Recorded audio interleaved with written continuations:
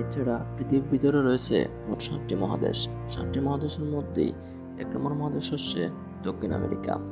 দক্ষিণ আমেরিকার আয়তন হচ্ছে 17,59,08,000 বর্গ কিলোমিটার। জনসংখ্যা হচ্ছে 387 বিলিয়ন।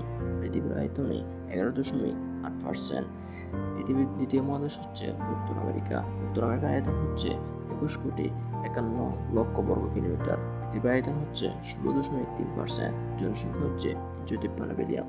পৃথিবীর তৃতীয় মহাদেশ হচ্ছে আফ্রিকা।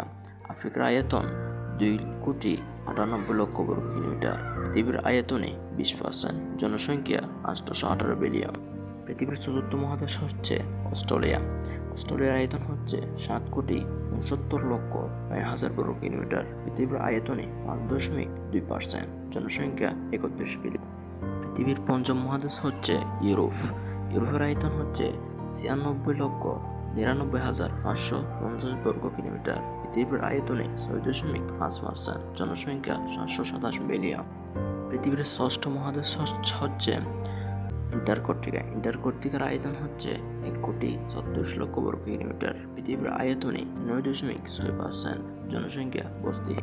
পৃথিবীর সপ্তম মহাদেশ হচ্ছে এশিয়া মহাদেশ। এশিয়া মহাদেশ হচ্ছে পৃথিবীর সবচেয়ে বড় মহাদেশ। এশিয়া মহাদেশের আয়তন 43,99,08,000 বর্গ কিলোমিটার। পৃথিবীর আয়তনে 29.5%। জনসংখ্যা 3,721 মিলিয়ন। অর্থাৎ এশিয়া মহাদেশের পরিচয় হচ্ছে আমরা যে দেশে বাস করি সেই দেশের নাম হচ্ছে এশিয়া মহাদেশ।